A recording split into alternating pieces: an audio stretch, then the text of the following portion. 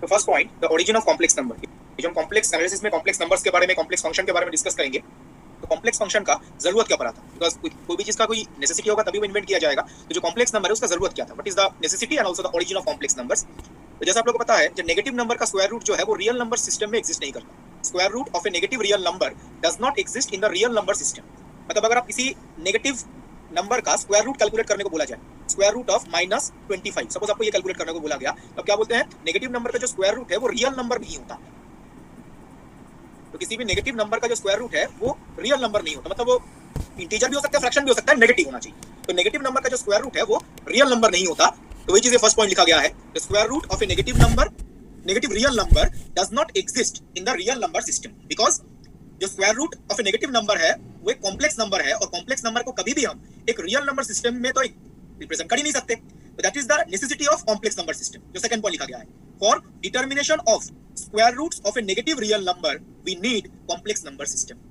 Negative real number का square root calculate करने के लिए हमें कॉम्प्लेक्स नंबर सिस्टम का जरूरत है, बिकॉज नेगेटिव रियल नंबर का जो स्क्वायर रूट है वो रियल नंबर नहीं होता, वो एक कॉम्प्लेक्स नंबर होता है। जैसे ये क्वाड्रेटिक इक्वेशन के बारे में आपने तो पढ़ा ही होगा, ax² + bx + c = 0। सपोज ये हमारे पास क्वाड्रेटिक इक्वेशन है, अगर आपको रूट्स कैलकुलेट करने को बोला जाए तो यहाँ पे आप लिखते हैं x = -b ± √b² - 4ac upon 2a। तो क्वाड्रेटिक इक्वेशन है, इसके रूट्स जो आप ये लिखते हैं। अब यहाँ पर ये जो रूट्स है ये रियल रूट्स भी हो सकते हैं, कॉम्प्लेक्स रूट भी हो सकता है, ठीक है, ये रियल रूट भी हो सकता है, कॉम्प्लेक्स रूट भी हो सकता है। एवरीवन वॉइस क्लियर है ना? Yes sir. तो यहाँ पर ये जो रूट यहाँ पे लिखा गया है x = this, ये रियल रूट भी हो सकता है, कॉम्प्लेक्स रूट भी हो सकता है। अब ये रियल रूट होगा या कॉम्प्लेक्स रूट होगा, ये किस पे डिपेंड करता है? ये रियल रूट होगा या कॉम्प्लेक्स रूट होगा, इस पे डिपेंड करता है। एनीवन? ये b² - 4ac पार्ट है, ये जो b² - 4ac है इस पे डिपेंड करता है। बिल्कुल, ये b² - 4ac अगर नेगेटिव बन जाता है तो रूट्स जो है वो कॉम्प्लेक्स बन जाते हैं, and that is the important thing. If b² - 4ac is a negative quantity, in that case इसका जो स्क्वायर रूट है उसको रियल नंबर तो नहीं बोल सकते, नेगेटिव नंबर का स्क्वायर रूट रियल नंबर तो नहीं हो सकता, तो b² - 4ac का जो स्क्वायर रूट है वो एक कॉम्प्लेक्स क्वांटिटी हो जाएगा, और इसीलिए जो रूट्स आएंगे वो एक कॉम्प्लेक्स रूट्स आएंगे।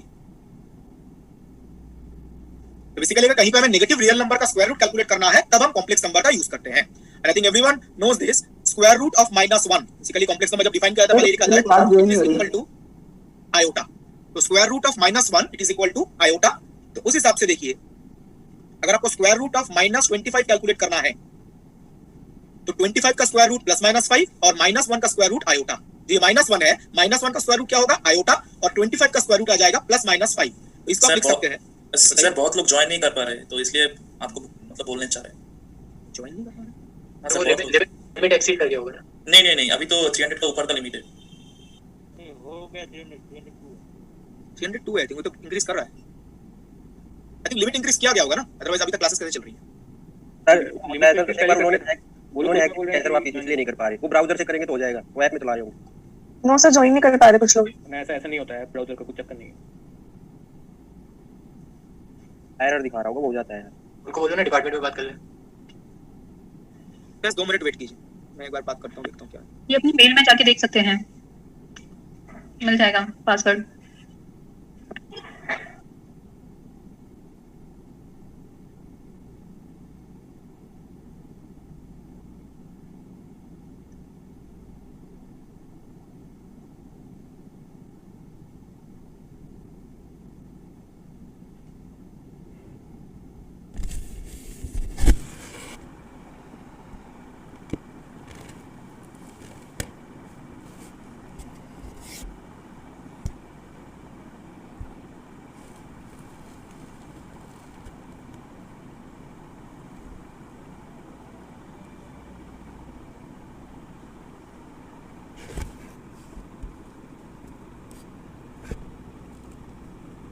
तो मैंने अभी जो मैनेजमेंट देखते हैं ये सिमन से बात की, उन्होंने बोला मे बी जूम ऐप जो है अपडेटेड नहीं है, इसकी वजह से एरर शो कर रहा है।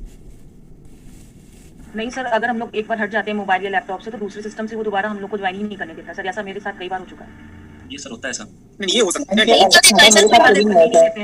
मैंने किया था, ज्वाइन हो जाता है दोबारा। ठीक है, तो मैं कंटिन्यू करता हूं। क्लोज करके आराम से दोबारा ज्वाइन करो, रिफ्रेश करके अपनी डिवाइस। तो मैं आगे प्रोसीड कर रहा हूँ। तो जो हमने यहाँ पे डिस्कस किया, नेगेटिव नंबर का स्क्वायर रूट कैलकुलेट करने के लिए हमें किसका जरूरत है, कॉम्प्लेक्स नंबर का। तो -25 का अगर स्क्वायर रूट कैलकुलेट करना है, 25 का स्क्वायर रूट में आएगा +-5 और -1 का स्क्वायर रूट आयोटा। तो इस तरीके से कॉम्प्लेक्स नंबर का यूज करके नेगेटिव रियल नंबर का स्क्वायर रूट कैलकुलेट किया जाता है। ठीक है, रियल नंबर, ये जो रियल नंबर है ये इंटीजर भी हो सकता है, फ्रैक्शन भी हो सकता है। फ्रैक्शन अगर नेगेटिव फ्रैक्शन है तब भी हम इसी तरीके से आयोटा का यूज करके स्क्वायर रूट कैलकुलेट करते हैं। तो मैं आगे प्रोसीड कर रहा हूं।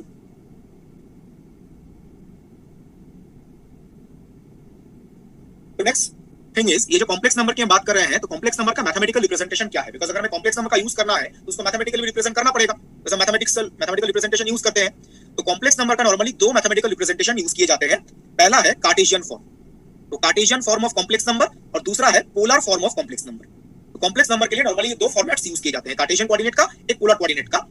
एज यू नो, जो कार्टेशियन कोऑर्डिनेट है उसमें कॉम्प्लेक्स नंबर को हम लिखते हैं z = x + iota y, x is the real part and y is the imaginary part।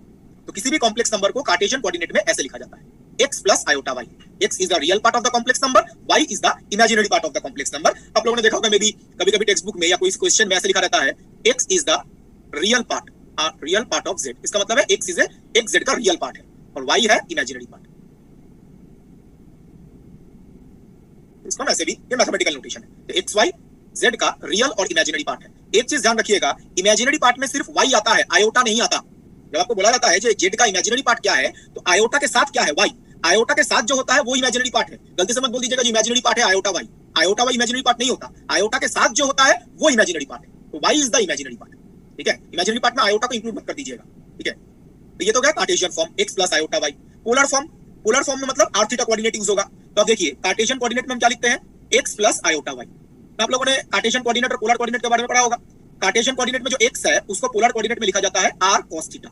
तो x के बदले r cos थीटा, y के बदले r sin थीटा, तो बन गया पोलर फॉर्म।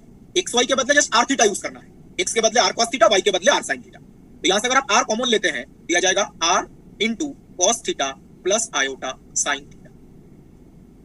इसको आप एक्सपोनेंशियल के फॉर्मेट में भी लिख सकते हैं। ये cos थीटा sin थीटा वाला जो पार्ट है r e⁻iota। तो this is the polar form of the complex number r e⁻iota theta. Just x y के बदले पोलर कोऑर्डिनेट में r और थीटा यूज किया जाता है। r को हम क्या बोलते हैं, r is known as the modulus of the complex number. r को हम बोलते हैं कॉम्प्लेक्स नंबर का मॉडुलस। मॉडुलस क्या रिप्रेजेंट करता है अभी डिटेल्स में डिस्कस करेंगे। And theta is known as the argument of the complex number. तो r को बोला जाता है modulus of the complex number and theta को बोला जाता है argument of the complex number. Modulus argument के बारे में और थोड़ा डिटेल्स में भी हम डिस्कस करेंगे। तो this is the mathematical representation of complex number. This is the Cartesian representation x + iota y and this is the polar representation r e⁻iota theta। x को बोलते हैं real part of the complex number, y को बोलते हैं imaginary part of the complex number, r is the modulus of the complex number and theta is the argument of the complex number।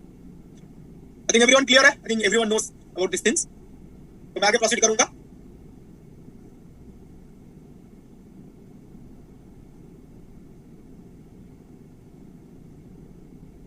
तो next part, ये तो हमने देखा complex number को mathematically हम दो तरीके से रिप्रेजेंट करते हैं, एक कार्टेशियन और दूसरा पोलर फॉर्म। ठीक है, नाउ कॉम्प्लेक्स नंबर को जियोमेट्रिकली कैसे रिप्रेजेंट किया जाता है नेक्स्ट हम वही डिस्कस करेंगे। तो geometrical representation of complex number. तो कॉम्प्लेक्स नंबर को जियोमेट्रिकली रिप्रेजेंट करने के लिए एक कॉम्प्लेक्स आर्गन प्लेन यूज किया जाता है। किसी भी कॉम्प्लेक्स नंबर को जियोमेट्रिकली रिप्रेजेंट करने के लिए complex Argand plane. Complex Argand plane क्या है, in simple terms two dimensional plane है। Complex Argand plane is a two dimensional plane. जब XY प्लेन की बात करते हैं तो यहाँ पे जो XY प्लेन है उसी को यहाँ पे कॉम्प्लेक्स आर्गन प्लेन बोला गया है। तो कॉम्प्लेक्स आर्गन प्लेन और XY प्लेन जो पढ़ते हैं वो दोनों सेम ही है। XY प्लेन का यूज करके ही यहाँ पे कॉम्प्लेक्स नंबर को जियोमेट्रिकली रिप्रेजेंट किया जाता है। तो जैसे हमने देखा कॉम्प्लेक्स नंबर का रियल पार्ट है x और इमेजिनरी पार्ट है y। तो जो x एक्सिस है, x एक्सिस को बोला जाता है रियल एक्सिस और y इमेजिनरी पार्ट होती है इमेजिनरी एक्सिस। ठीक है, तो x is real axis, y is known as imaginary axis. तो इस कॉम्प्लेक्स आर्गन प्लेन में किसी भी कॉम्प्लेक्स नंबर को एक पॉइंट से रिप्रेजेंट किया जाता है। तो कॉम्प्लेक्स नंबर हमारे पास है x + iota y अगर हम कार्टेशियन में लिखते हैं, और अगर पोलर कोऑर्डिनेट का यूज करते हैं तो ये आएगा r e⁻iota थीटा। ठीक है, तो क्या किया जाता है, ये जो कॉम्प्लेक्स नंबर है इसको एक पॉइंट से रिप्रेजेंट किया जाता है। अगर हम कार्टेशियन कोऑर्डिनेट की बात करें तो इस कॉम्प्लेक्स नंबर के कॉरस्पॉन्डिंग जो पॉइंट है उसका कोऑर्डिनेट होगा xy, और अगर हम पोलर कोऑर्डिनेट की बात करते हैं तो इस कॉम्प्लेक्स नंबर के कॉरस्पॉन्डिंग पॉइंट का कोऑर्डिनेट होगा r थीटा। ये एक्जैक्टली सेम है जो नॉर्मल आप कोऑर्डिनेट ज्योमेट्री में पढ़ते हैं, टू डायमेंशनल कोऑर्डिनेट ज्योमेट्री। ठीक है, जो Cartesian coordinate polar coordinate use करते हैं सेम ज्योमेट्री है। ठीक है, तो जो two dimensional Cartesian coordinate geometry है उसी को यूज करके कॉम्प्लेक्स नंबर को रिप्रेजेंट किया जाता है। Look at the diagram, this is the point P। तो एक कॉम्प्लेक्स नंबर को जियोमेट्रिकली एक पॉइंट से रिप्रेजेंट किया जाता है। ऐसे आप कितने कॉम्प्लेक्स नंबर लिख सकते हो? एक कॉम्प्लेक्स नंबर को एक पॉइंट से रिप्रेजेंट किया जाता है इन दिस प्लेन। तो ऐसा आप कितने कॉम्प्लेक्स नंबर लिख सकते हो? इनफाइनाइट। Infinite, correct. तो ऐसा आप इनफाइनाइट कॉम्प्लेक्स नंबर लिख सकते हो। तो बताइए इस कॉम्प्लेक्स आर्गन प्लेन में कितने पॉइंट्स हो सकते हैं? प्लेन में कितने पॉइंट होंगे? इनफाइनाइट। प्लेन में भी तो कितने पॉइंट्स होते हैं? इनफाइनाइट। तो एक कॉम्प्लेक्स नंबर को रिप्रेजेंट करने के लिए एक पॉइंट, ऐसे infinite number of infinite complex numbers हो सकते हैं, तो इनफाइनाइट नंबर ऑफ पॉइंट्स इस प्लेन में। तो किसी भी कॉम्प्लेक्स नंबर को एक पॉइंट से रिप्रेजेंट किया जाता है in this complex Argand plane. Cartesian coordinate है तो xy, पोलर कोऑर्डिनेट है तो r थीटा। नाउ ये xy और r थीटा क्या रिप्रेजेंट करता है ये भी आप लोगों को पता है। तो जैसा पता है x क्या है, x इज दिस डिस्टेंस, ठीक है, जो नॉर्मल आप कोऑर्डिनेट ज्योमेट्री में पढ़ते हैं। ये जो डिस्टेंस है इसको हम बोलते हैं x, ऑरिजिन से जो डिस्टेंस है this is x, and y is this.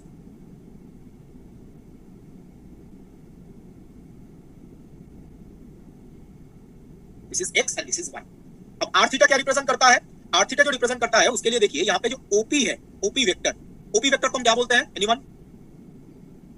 Radius. ठीक है, अगर हम नॉर्मली वेक्टर की तरह देखें तो इसको बोला जाता है पोजीशन वेक्टर। तो इसको हम ओपी को क्या बोलते हैं? Position vector of point P with respect to origin. Position vector को यहाँ पे रेडियस वेक्टर बोला जाता है। वेक्टर में जिसको हम पोजीशन वेक्टर बोलते हैं ना, उसी को यहाँ पे रेडियस वेक्टर बोला जाता है। तो OP is known as the radius vector corresponding to the complex number z।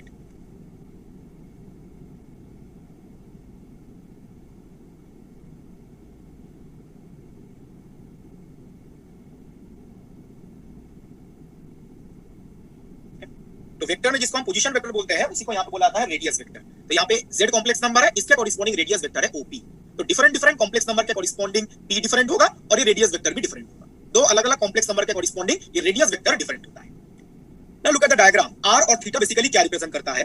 r जो है, r is the magnitude of the radius vector OP। देखिए लिखा गया है r इज द लेंथ और magnitude of the radius vector OP। तो look at the diagram. OP जो radius vector है इसका लेंथ और जो मैग्नीट्यूड है उसी को हम बोलते हैं r। और कुछ देर पहले बताया गया इसी r को क्या बोला जाता है? Modulus of z। इसी r को हम बोलते हैं modulus of the complex number. इसको ऐसे भी रिप्रेजेंट किया जाता है मॉड z।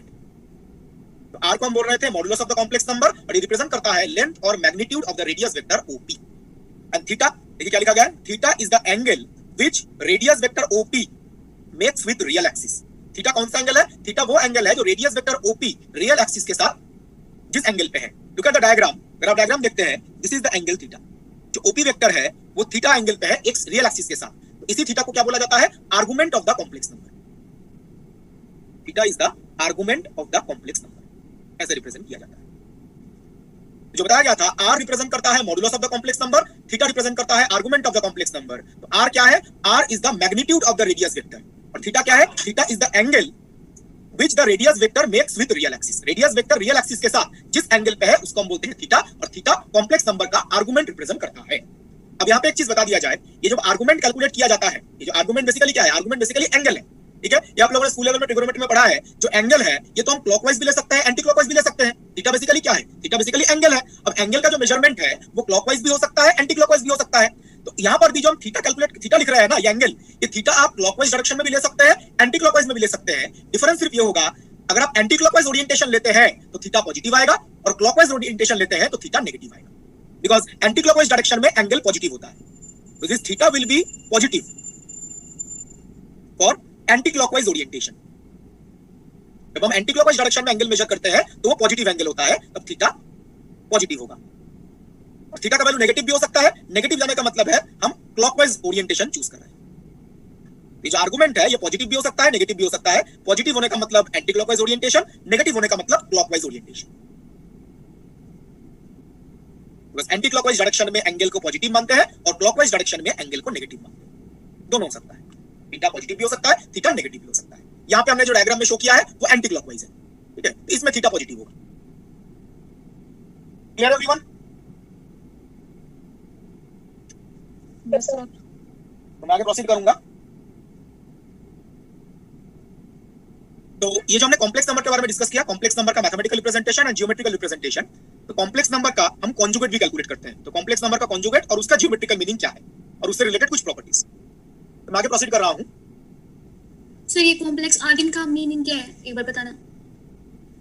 आर्गुमेंट का मतलब ये बताया कि थीटा, ये जो रेडियस वेक्टर है, ये रेडियस वेक्टर किस एंगल पे है उसको हम आर्गुमेंट बोलते हैं। और ये थीटा जो है ना, बेसिकली हम देखेंगे, अगर हम फिजिक्स मतलब फिजिकल मीनिंग सोचने की कोशिश करें, ये फेज को रिप्रेजेंट करता है।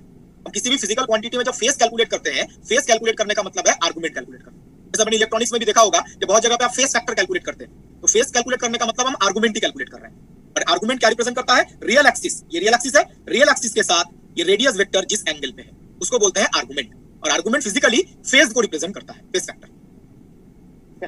कहीं पे अगर आपको बोला जाए किसी कॉम्प्लेक्स नंबर का फेज कैलकुलेट कीजिए, या किसी भी फिजिकल क्वांटिटी का फेज कैलकुलेट कीजिए, मतलब हम आर्गुमेंट कैलकुलेट करते हैं। या अगर आपको पूछा जाए दो क्वांटिटीज के बीच में फेज डिफरेंस कैलकुलेट कीजिए, फेज डिफरेंस आप लोगों ने इलेक्ट्रॉनिक्स में बहुत जगह पे देखा होगा, फेज डिफरेंस कैलकुलेट कीजिए। फेज डिफरेंस का मतलब होता है आर्गुमेंट के बीच में डिफरेंस। तो फिजिकली आर्गुमेंट जो है वो फेज फैक्टर को रिप्रेजेंट करता है।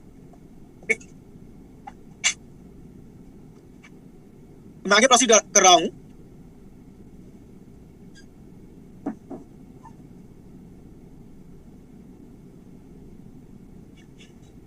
नेक्स्ट इज कॉम्प्लेक्स नंबर का जो कॉन्जुगेट है, तो इसको क्या लिखते हैं? Z स्टार और Z बार, दोनों ही सेम ही है, Z स्टार और Z बार। ये क्या होगा? x minus iota y। Just iota के बदले माइनस आयोटा हो जाएगा।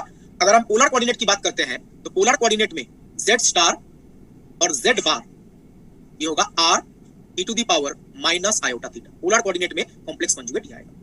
तो कॉम्प्लेक्स कॉन्जुगेट का बेसिकली यहाँ पे जो मैथमेटिकल रिप्रेजेंटेशन समझ में आ रहा है, आयोटा के बदले माइनस आयोटा रिप्लेस करना है। कार्टेशियन रिप्रेजेंटेशन हो या पोलर रिप्रेजेंटेशन हो, आयोटा के बदले माइनस आयोटा रिप्लेस करना है। ओके, ठीक है। नाउ इसको अगर हम जियोमेट्रिकली समझने की कोशिश करें, बिकॉज़ ये तो मैथमेटिकल है, बिकॉज़ z क्या था? x plus iota y, z star क्या हो गया? x माइनस आयोटा y, तो आयोटा के बदले माइनस आयोटा। बट ये जियोमेट्रिकली क्या रिप्रेजेंट करता है, उसके लिए भी हम आर्गन प्लेन का यूज करेंगे, जो हमने कुछ देर पहले डिस्कस किया। तो आर्गन प्लेन मतलब सिंपली जो टू डायमेंशनल प्लेन है, xy प्लेन, तो real axis x and imaginary axis y।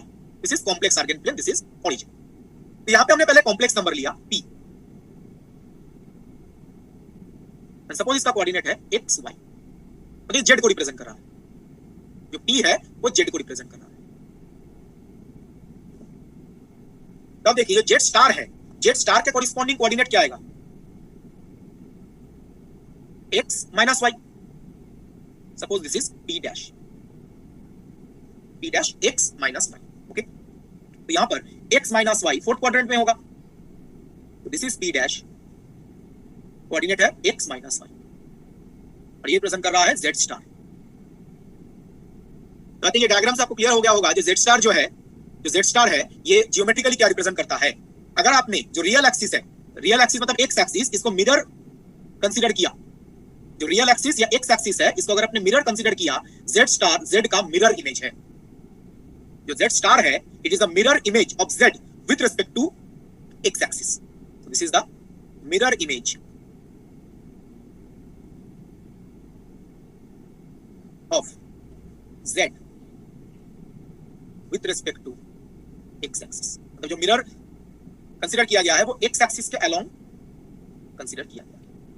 Mirror image with respect to x axis. तो जो कॉम्प्लेक्स कॉन्जुगेट हम कैलकुलेट करते हैं वो जियोमेट्रिकली क्या रिप्रेजेंट करता है? It represents a mirror image of z with respect to x axis. अगर हम x एक्सिस के अलोंग मिरर रखेंगे तो z स्टार z का मिरर इमेज होगा।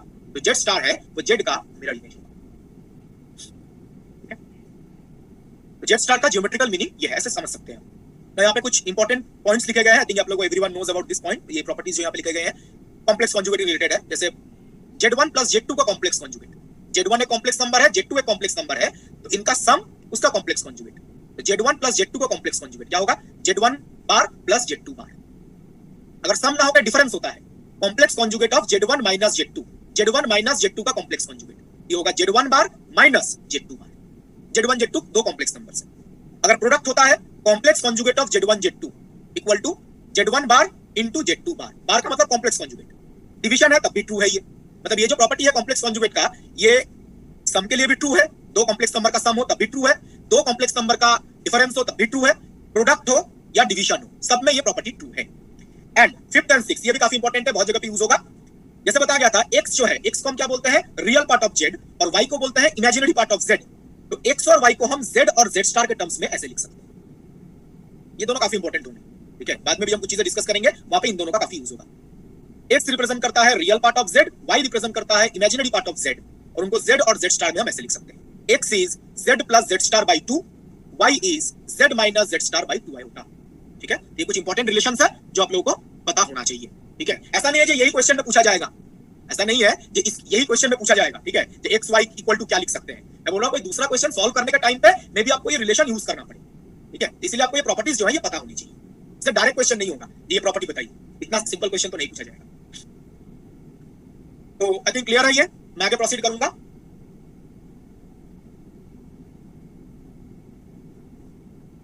नेक्स्ट हम, हाँ बताइए कोई क्वेश्चन है?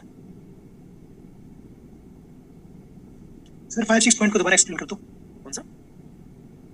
5 और 6 दोनों सर। यहाँ पे जस्ट आप काम करो, x क्या रिप्रेजेंट करता है रियल पार्ट ऑफ z और y रिप्रेजेंट करता है इमेजिनरी पार्ट। हमने पहले ही बताया था।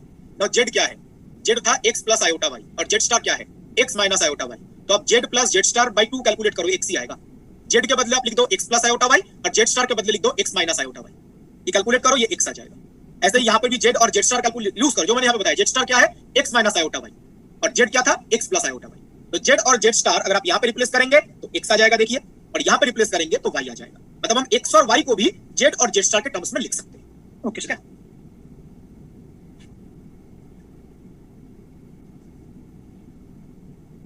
तो नेक्स्ट हम कॉम्प्लेक्स नंबर के मॉडुलस और आर्गुमेंट जो हमने डिस्कस किया उसके बारे में और थोड़ी चीजें डिस्कस करेंगे। ठीक है, मॉडुलस आर्गुमेंट कैलकुलेशन, उसके कुछ प्रॉपर्टीज, ठीक है, क्विकली कैलकुलेट डिस्कस करते हैं।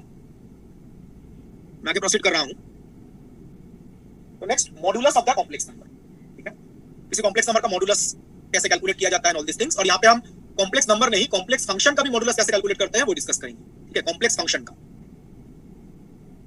नाउ यहाँ पे देखिए जो लिखा गया है, तो मॉडुलस है उसको डिफरेंट डिफरेंट टर्म से बुलाया जाता है, जैसे मॉडुलस और एब्सोल्यूट वैल्यू और magnitude of the complex number. इन तीनों का मतलब सेम है। Modulus of the complex number हो, एब्सोल्यूट वैल्यू हो या मैग्नीट्यूड हो, तीनों का मतलब सेम है। अगर एब्सोल्यूट वैल्यू बोला जाए तब भी मतलब वो मॉडुलस ही है। अगर कॉम्प्लेक्स नंबर का मैग्नीट्यूड बोला जाए उसका मतलब भी मॉडुलस ही है। तो क्या फॉर्मूला है देखिए, जहां पे लिखा गया है modulus of z is equal to under root x square plus y square.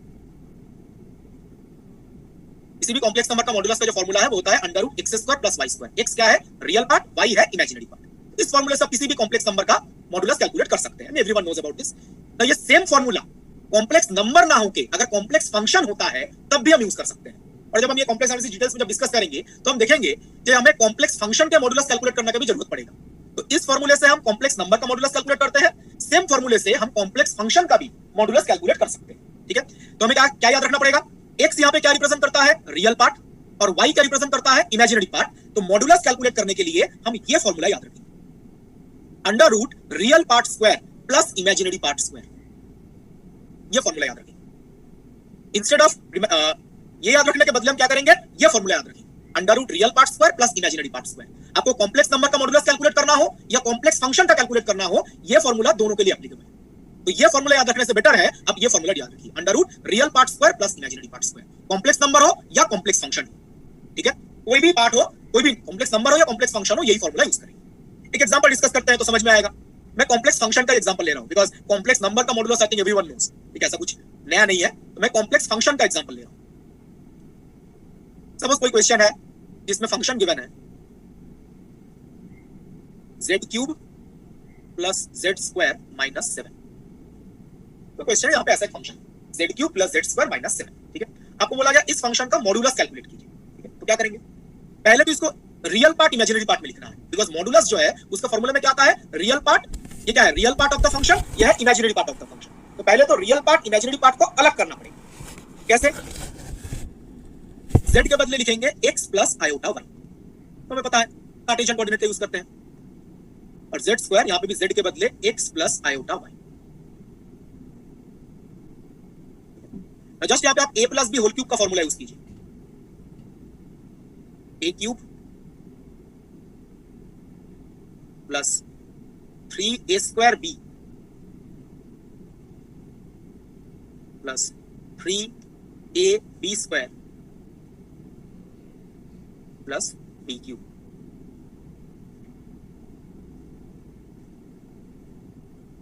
Second part a plus B whole square का फॉर्मूला यूज कीजिए। सेकंड पार्ट मतलब ये a plus B whole square format में है तो a plus B whole square का जो formula है तो a²। ये जो z³ और z² के एक्सप्रेशन बताया जा रहा है ना, ये भी बहुत जगह पे यूज होगा। z² z³ इनके जो एक्सप्रेशंस हैं इनका भी यूज करेंगे हम कॉम्प्लेक्स एनालिसिस में। A square plus 2ab plus b square. यहाँ पे मैं वही एग्जांपल डिस्कस कर रहा हूँ, इसका कॉम्प्लेक्स में आपको कहीं ना कहीं पे जरूरत पड़ेगा, ठीक है। तो यहाँ पे आप नोटिस कीजिए और आप चेक करके देखें, please calculate this. F of z is equal to, first part simplify कीजिए, x cube plus iota 3x square y minus 3x y square minus iota Y cube, ठीक है। बस आयोटा स्क्वायर आयोटा क्यूब सारा calculate कीजिए, ये आएगा। जो second part है दूसरे नेक्स्ट स्लाइड में लिखो,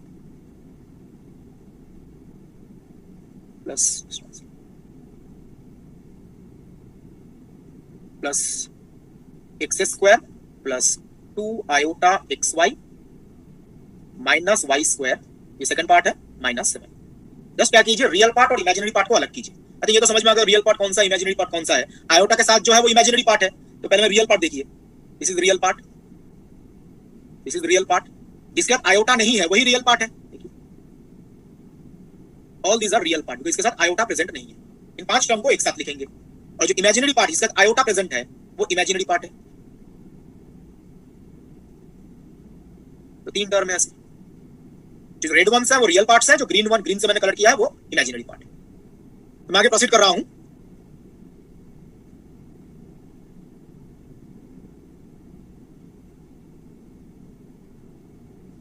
F of z is equal to, देखिए रियल पार्ट आएगा x cube minus 3x y square plus x square minus y square minus 7, और इमेजिनरी पार्ट आएगा plus iota 3x square y minus y cube plus 2x y. तो complex function का real part और imaginary part हम ये लिख सकते हैं, this is real part of the function, और आयोटा के साथ जो है this is the imaginary part. Next, modulus का जो फॉर्मूला बताया गया वो फॉर्मूला यूज करके आप इस फंक्शन का मॉडुलस कैलकुलेट कर सकते हैं। ऑब्वियसली xy के टर्म्स में आएगा, कांस्टेंट थोड़ी ना होगा, बिकॉज़ फंक्शन अगर xy पे डिपेंड करता है तो उसका मॉडुलस भी xy पे डिपेंड करेगा। फंक्शन अगर xy पे डिपेंड करता है तो उसका मॉडुलस भी xy पे डिपेंड करेगा, कांस्टेंट नहीं होगा। यहाँ पे under root real part square, इसमें लिख देता हूँ कैलकुलेशन जस्ट समझाने के लिए, ऐसा जरूरत नहीं पूरा होल स्क्वायर कैलकुलेट करो, जस्ट आइडिया होना चाहिए कैलकुलेशन होता कैसे। Real part is this plus imaginary part square.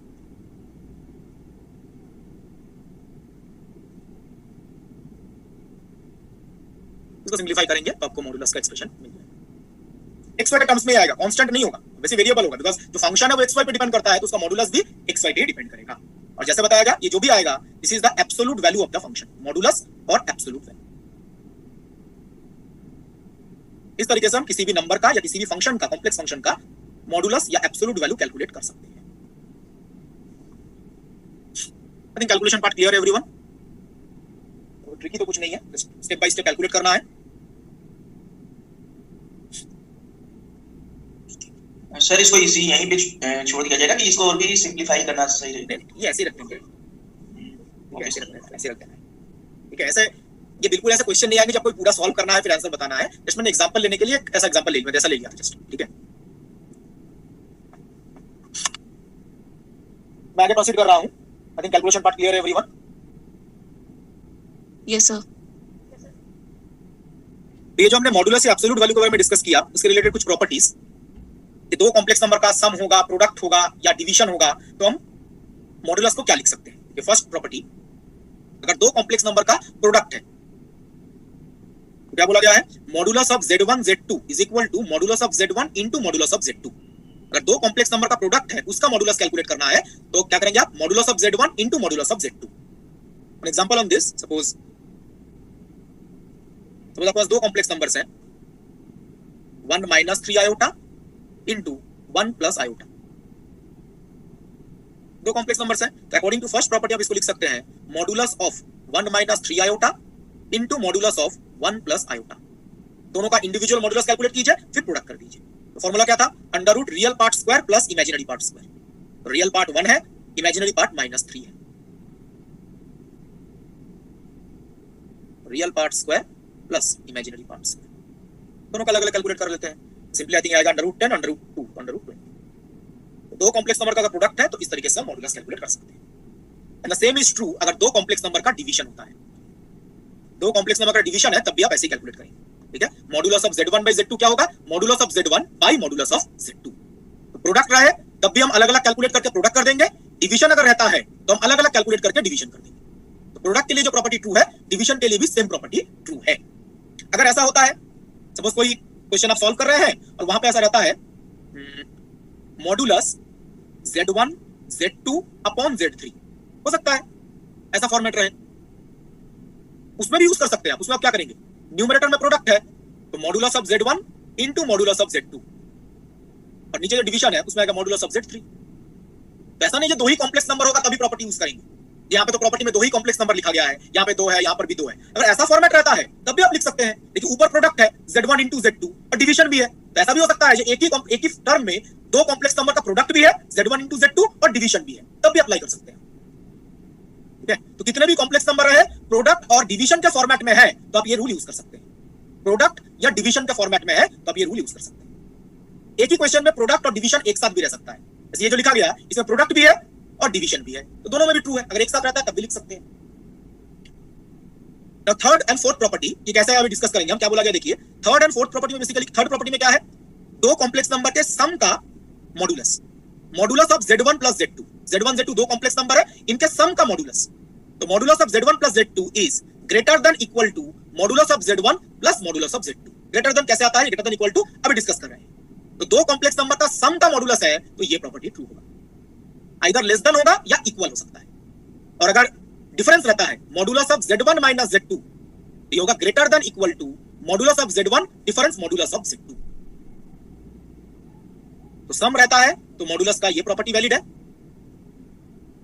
और डिफरेंस रहता है तो ये प्रॉपर्टी वैलिड है। एक चीज ध्यान रखिएगा, अगर हम दो पर्टिकुलर कॉम्प्लेक्स नंबर लेते हैं, किसी ने क्वेश्चन पूछा है, अगर हम दो पर्टिकुलर कॉम्प्लेक्स नंबर लेते हैं तो आइदर लेस देन आएगा या इक्वल टू आएगा, ये तो जनरल रिलेशन है। अगर आप दो पर्टिकुलर कॉम्प्लेक्स नंबर लेते हैं ना, एक Z1 ले लिया Z2 ले लिया, उसके लिए आइदर इक्वल टू आएगा या लेस देन आएगा। दो पर्टिकुलर कॉम्प्लेक्स नंबर के लिए दोनों एक साथ नहीं आ सकते, इक्वल टू लेस देन एक साथ नहीं हो सकता। अगर आप Z1 Z2 के दो वैल्यूज लेते हैं वो आइदर इक्वल टू होगा या लेस देन होगा, में से कोई एक ही आएगा। वैसे जब ये डिफरेंस वाला है इसमें आइदर ग्रेटर देन आएगा और इक्वल टू आएगा, दो एक साथ नहीं आ सकते। ये तो जनरल रिलेशन लिखा गया है इसलिए ग्रेटर देन इक्वल टू बोला गया। अगर आप दो पर्टिकुलर कॉम्प्लेक्स नंबर लेते हैं, Z1 आपने कुछ ले लिया, Z2 आपने कुछ ले लिया, तो वो आइदर ग्रेटर देन आएगा और इक्वल टू आएगा। ग्रेटर देन इक्वल टू एक साथ नहीं आ सकता, ठीक है। यहां पर भी लेस देन आएगा या इक्वल टू आएगा, ओके। नाउ इस साइन का मतलब क्या है एनीवन, ये राइट हैंड साइड में जो माइनस ना लिख के ऐसा लिखा गया है, द डिफरेंस बेसिकली इनका डिफरेंस।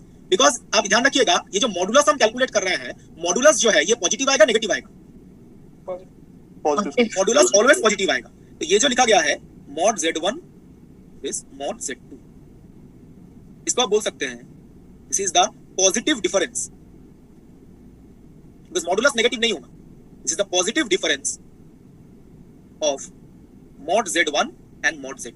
बस कौन सा बड़ा है हमें पता थोड़ी ना है, मॉड Z1 भी लार्जर हो सकता है, मॉड Z2 भी लार्जर हो सकता है, तो इनका पॉजिटिव डिफरेंस लेंगे, ठीक है। मतलब mod Z1 difference mod Z2, it will be equal to mod Z1 minus mod Z2 if mod Z1 is greater than this and this is equal to mod Z2 minus mod Z1 when mod Z2 is greater than mod Z1। Sir ये जो बीच में sign लगाया है ये difference का sign है, नहीं ये बेसिकली बताता है लार्जर माइनस स्मॉलर। ये साइन देने का मतलब है लार्जर माइनस स्मॉलर कैलकुलेट करेंगे, ऐसा नहीं कि इससे ये माइनस करना है। ये साइन देने का मतलब है लार्जर क्वांटिटी से स्मॉलर क्वांटिटी माइनस। सर ये लिख दीजिए, मेंशन कर दीजिए।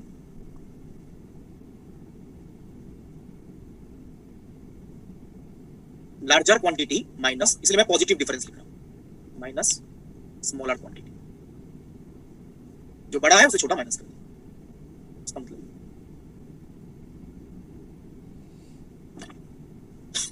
बट इसलिए ऐसा इसलिए लिया जाता है बिकॉज जो मॉडुलस है वो ऑलवेज पॉजिटिव आएगा, इसलिए लार्जर माइनस स्मॉलर। ये थर्ड और फोर्थ प्रॉपर्टी भी इंपॉर्टेंट है। ये थर्ड फोर्थ प्रॉपर्टी कैसे आया वो भी डिस्कस कर रहे हैं। आई थिंक ये क्लियर है, मैं आगे प्रोसीड करूंगा।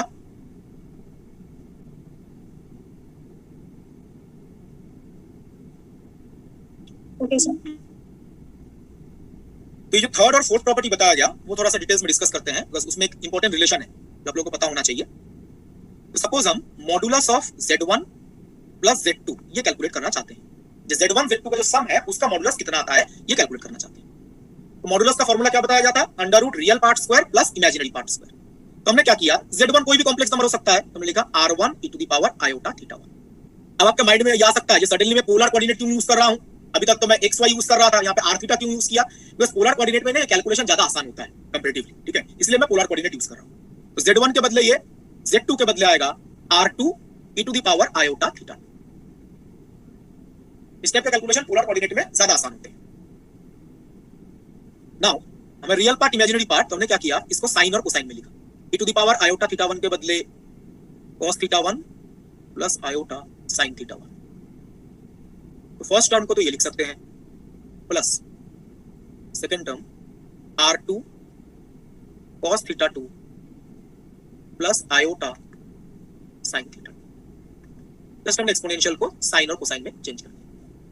ना मॉड कैलकुलेट करने के लिए हमें रियल पार्ट इमेजिनरी पार्ट अलग अलग चाहिए, तो रियल पार्ट इमेजिनरी पार्ट को अलग अलग लिखते हैं। देखिए this is the real part, ये भी रियल पार्ट के अंदर आएगा, और जो आयोटा के साथ है वो इमेजिनरी पार्ट में आएंगे। तो दो टर्म रियल पार्ट में आएंगे, दो टर्म इमेजिनरी पार्ट में आएंगे। तो real part R1 cos theta 1 plus R2 cos theta 2 plus iota R1 sin theta 1 plus R2 sin theta 2 mod sine. This is the real part and this is the imaginary part. Now modulus का formula use करते हैं, उस modulus से calculate करना था हमें under root real part square plus imaginary part square. ठीक है, रियल पार्ट का स्क्वायर करेंगे, basically a plus B whole square formula use कर रहे हैं। तो a square plus b square plus 2ab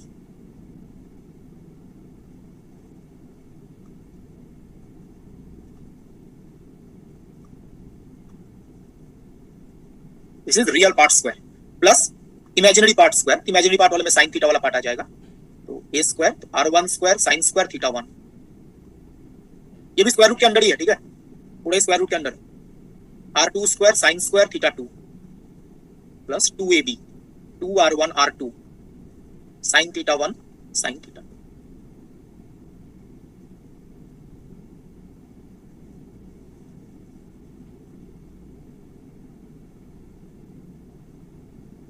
तो मॉडुलस का फॉर्मूला यूज किया under root real part square, तो रियल पार्ट ये था, रियल पार्ट का स्क्वायर करेंगे तो ये तीन टर्म आ जाएंगे, real part square plus imaginary part square, imaginary part ये है तो इमेजिनरी पार्ट का स्क्वायर करेंगे तो ये तीन टर्म आ जाएंगे। आप इसको सिंपलीफाई कर सकते हैं, देखिए R1 square cos square theta 1 R1 square sin square theta 1 ये ऐड कर सकते हैं।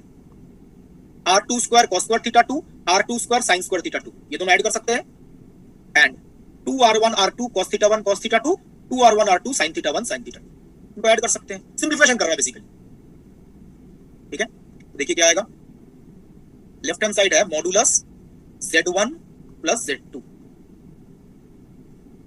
तो square root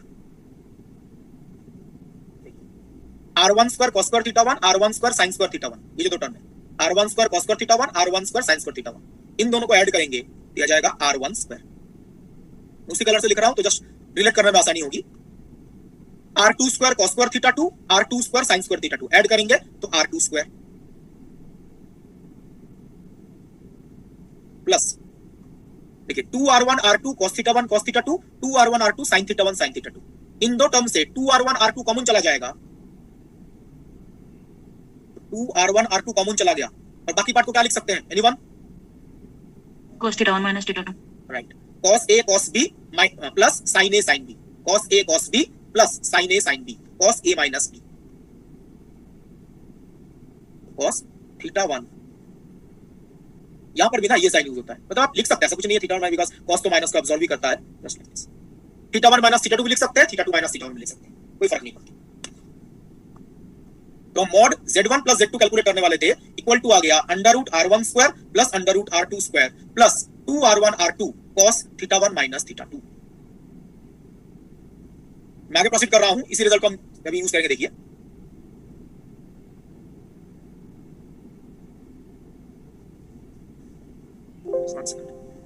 let me add अ स्लाइड।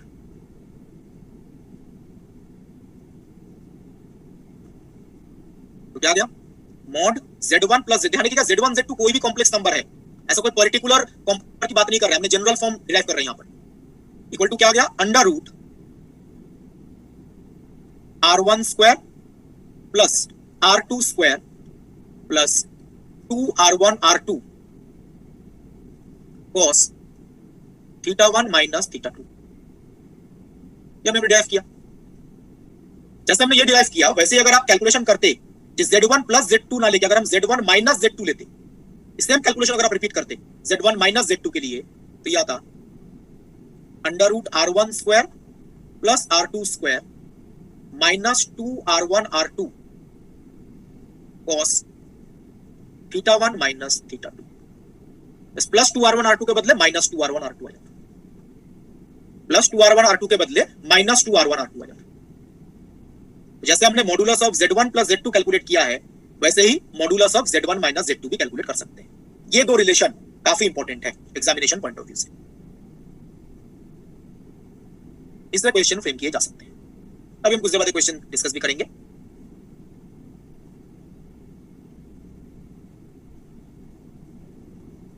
यहां पे ध्यान दीजिए, जो r1 r2 है, r1 क्या है, r1 is the modulus of z1, r1 is the modulus of z1, r2 क्या है, r2 is the modulus of z2, θ1 क्या है, θ1 is the argument of z1 और θ2 क्या है, आर्गुमेंट ऑफ z2।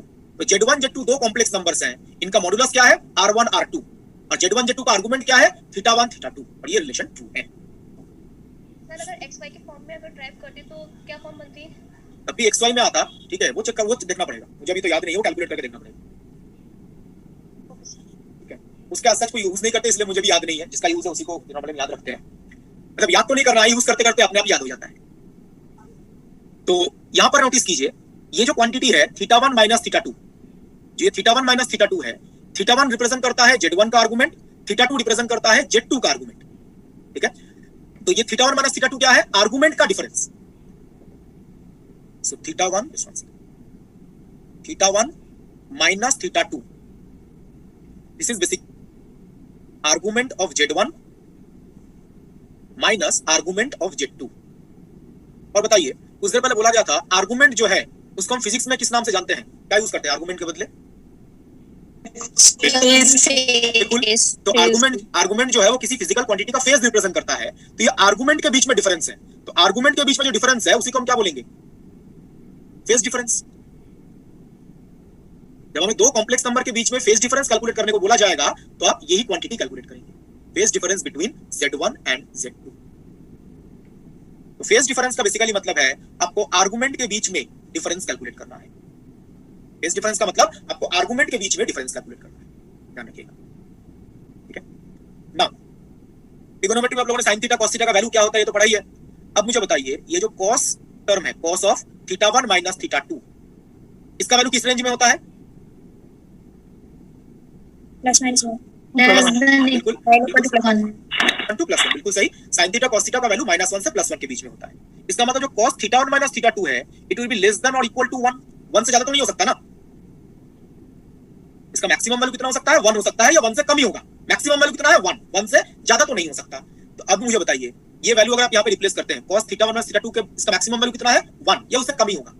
तो देखिए क्या आ रहा है, मॉड z1 प्लस z2, इसको आप लिख सकते हैं less than equal to under root r1 square plus r2 square plus 2r1 r2, cos वाले टर्म के बदले 1 लिख दिया, बिकॉज इसके अंदर जो कोसाइन टर्म था दिस वन, ये कोसाइन टर्म का मैक्सिमम वैल्यू कितना हो सकता है, 1, या उससे कम ही होगा, मतलब लेस देन इक्वल टू 1।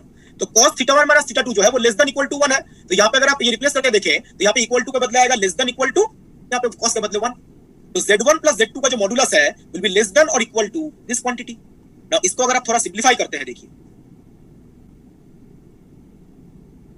ये क्या r1 प्लस r2 नहीं होगा, यस सर।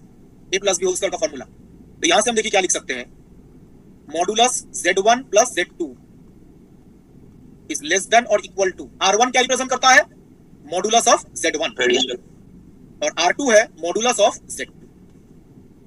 और यही तो थर्ड प्रॉपर्टी था, जो r1 है वो मॉडुलस ऑफ z1, r2 है मॉडुलस ऑफ z2। यही थर्ड प्रॉपर्टी था जो कुछ देर पहले बताया गया था। ऐसा फोर्थ प्रॉपर्टी भी चेक कर सकते हैं।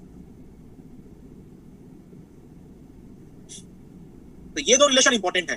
ये z1 प्लस z2 का जो मॉडुलस है उसको ऐसे लिख सकते हैं, z1 माइनस z2 का जो मॉडुलस है उसको हम ऐसे लिख सकते हैं। ना कोसाइन जो है उसका value always less than equal to 1 होगा, तो वो रिप्लेस करके आप थर्ड और फोर्थ प्रॉपर्टी डिराइव कर सकते हैं काफी आसानी से। अब देखिए यही चीज अगर आप इसमें रिप्लेस करो, जैसे हमने ये जो कॉस का वैल्यू है वो यहाँ पे रिप्लेस किया था, ठीक है। अगर आप यहाँ पे रिप्लेस करो, आप देखो यहाँ पे एक एक्स्ट्रा माइनस साइन है ना, तो कॉस के बदले जब आप ये रिप्लेस करेंगे यहाँ पे एक माइनस साइन है, माइनस साइन आने की वजह से ये लेस देन क्या बन जाएगा, ग्रेटर देन। जैसे पे माइनस कॉस है ना, यहाँ पे क्या है माइनस कॉस, तो कॉस जो है वो है लेस देन इक्वल टू 1, यहाँ पे माइनस साइन आने की वजह से ये क्या हो जाएगा, ग्रेटर देन साइन चला आएगा यहाँ पर, जो फोर्थ प्रॉपर्टी में आता है। ओके, आप बताइए सर यहाँ पे R1 प्लस R2 आ गया था, तो उसको Z1 Z2 से रिप्लेस कर दिया। Z1 Z2 से कहाँ रिप्लेस किया, उसके मॉड से रिप्लेस किया। यहाँ पे हमने Z1 क्या था, Z1 था R1 e to the power iota theta 1। इसमें R1 क्या रिप्रेजेंट करता है, Z1 का मॉडुलस ही तो है। यहाँ पे हमने Z1 से रिप्लेस थोड़ी ना किया है, R1 को लिखा है Z1 का मॉडुलस और R2 है Z2 का मॉडुलस।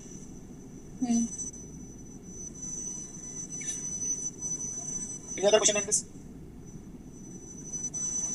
यहाँ पे Z1 Z2 ये है जो हमने स्टार्टिंग में रिप्लेस किया था। Z1 है R1 e to the power R1 e to the power iota theta 1 और Z2 हमने जो यूज किया था वो है R2 e to the power iota theta. तो R1 R2 Z1 Z2 का मॉडुलस है।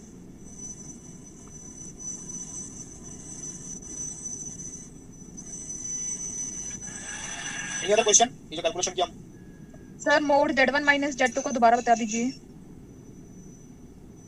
कौन सा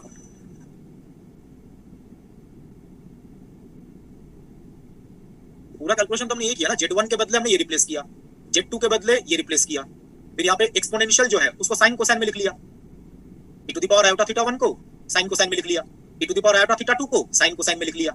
ना इसमें रियल पार्ट को अलग करना है, इमेजिनरी पार्ट को अलग करना है। रियल पार्ट क्या है, R1 cos theta 1 R2 cos theta 2, ये रियल पार्ट है, उसको एक साथ लिखा दोनों टर्म को। और आयोटा के साथ जो है वो इमेजिनरी पार्ट है, तो R1 sin theta 1 R2 sin theta 2, ये जो सम है ये इमेजिनरी पार्ट है। तो real part plus iota imaginary part. ना हमें इसका मॉडुलस कैलकुलेट करना था, तो under root real part square plus imaginary part square.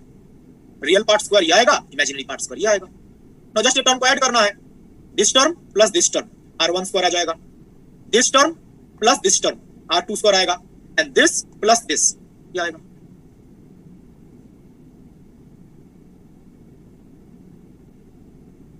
तो मैं आगे प्रोसीड कर रहा हूं। ये R1 मॉडुलस है, ये समझने में इतना दिक्कत क्या हो रहा है, मैं समझ में नहीं आया। अगर आपको ये कॉम्प्लेक्स नंबर दिया रहता है Z1 इक्वल टू दिस, इसमें R1 क्या है, अगर आपको कोई कॉम्प्लेक्स नंबर ये लिखा गया है, इसमें R1 क्या रिप्रेजेंट करता है,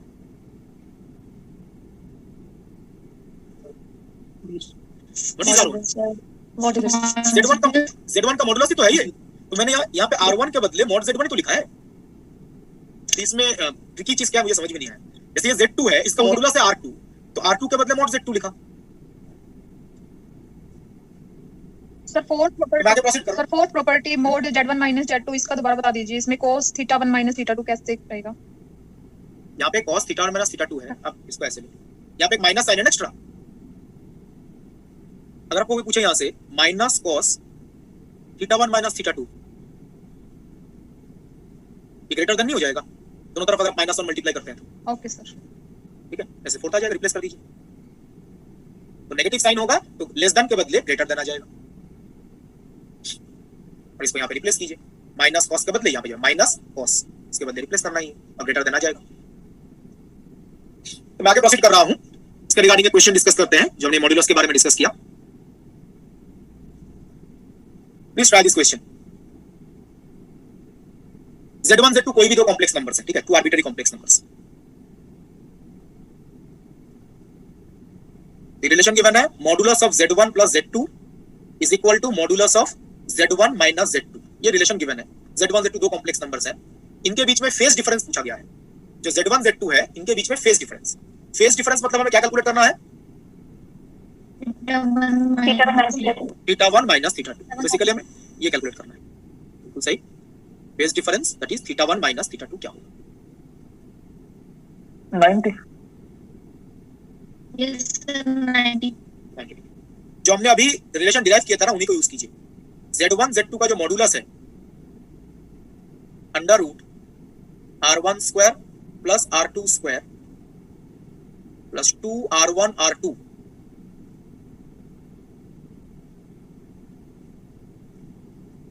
दिस। तो किसी ने अभी कुछ देर पहले पूछा था इसका कार्टेशियन फॉर्म क्या होगा। ऐसा मुझे याद तो नहीं है, मैं ग्रुप में शेयर कर दूंगा इसको। XY में लिखेंगे तो क्या आता है।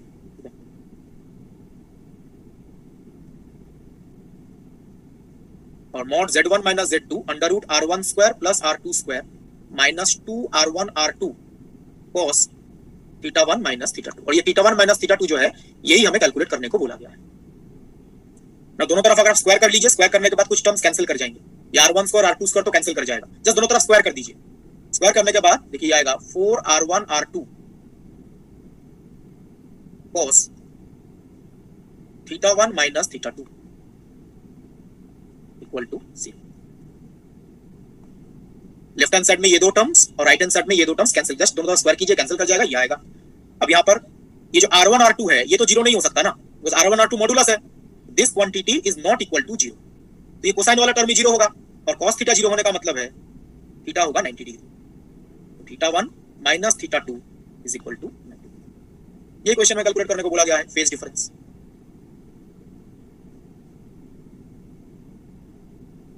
D option is correct.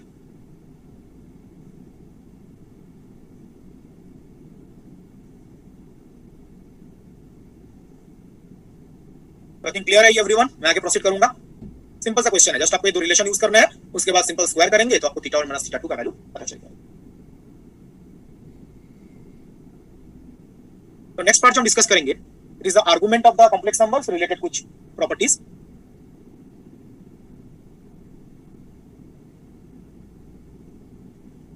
Argument और phase of the complex number. जैसे बताया गया जो कॉम्प्लेक्स नंबर का आर्गुमेंट है उसको हम phase of the complex number भी बोलते हैं। तो आर्गुमेंट कैसे कैलकुलेट करते हैं? अगर कॉम्प्लेक्स नंबर गिवन है या कोई कॉम्प्लेक्स फंक्शन गिवन है तो अगर हम कॉम्प्लेक्स नंबर की बात करें तो कॉम्प्लेक्स नंबर के लिए आर्गुमेंट कैलकुलेट करने का फॉर्मूला ये है। आर्गुमेंट मतलब थीटा, सिंपल थीटा कैलकुलेट करना है। Argument of z which is theta, formula क्या है? tan inverse y by x। This is the formula to calculate the argument of the complex number. ये सेम फॉर्मूला अगर ये complex function का argument पूछा जाए तब भी ये सेम फॉर्मूला यूज करेंगे। y क्या है? इमेजिनरी पार्ट, x क्या है? Real part. तो आर्गुमेंट कैलकुलेट करने का वैसे जो जनरल फॉर्मूला है वो ये है, tan inverse imaginary part upon real part. Complex number हो या कॉम्प्लेक्स फंक्शन हो ये सेम फॉर्मूला यूज करेंगे, tan inverse imaginary part upon real part. Complex number है तब भी यूज कर सकते हैं, कॉम्प्लेक्स फंक्शन है तब भी यूज कर सकते हैं। तो इस फॉर्मूले से आप आर्गुमेंट या फेज कैलकुलेट कर पाएंगे। वन एग्जांपल ऑन दिस,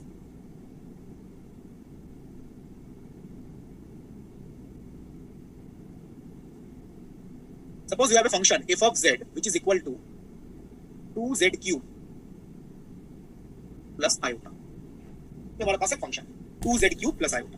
उस देर पहले हमने एक एग्जांपल डिस्कस किया था, उसमें z cube हमने कैलकुलेट किया था, उसी को यूज कर रहा हूं मैं, ठीक है। तो z cube आया था x cube minus 3 iota x square y plus, sorry मैंने कुछ गलत लिखा, ये प्लस होगा, plus minus 3xy square minus iota Y cube plus iota. इस जेड क्यूब हमने कुछ देर पहले कैलकुलेट किया। तो अगर आप रियल पार्ट इमेजिनरी पार्ट को अलग लिखते हैं 2x cube minus 6xy square, ये रियल पार्ट है, और आयोटा के साथ जो टर्म्स है वो इमेजिनरी पार्ट है।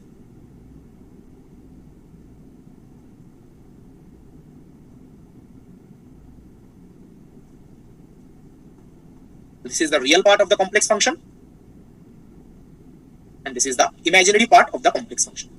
सर y के साथ भी तो 2 आएगा ना इमेजिनरी पार्ट में? y के साथ, y क्यूब के साथ, सॉरी। ओके हाँ बिल्कुल सही, 2 यहाँ पर भी। This is the real part and this is the imaginary part। तो आर्गुमेंट का जो फॉर्मूला बताया जाए वो फॉर्मूला यूज करके आप इस फंक्शन का आर्गुमेंट कैलकुलेट कर सकते हैं। तो argument of f of z, ये भी xy का ही फंक्शन होगा। अगेन सेम लॉजिक है, फंक्शन अगर xy पे डिपेंड करता है तो उसका आर्गुमेंट भी xy पे डिपेंड ही करेगा। तो tan inverse imaginary part upon real part,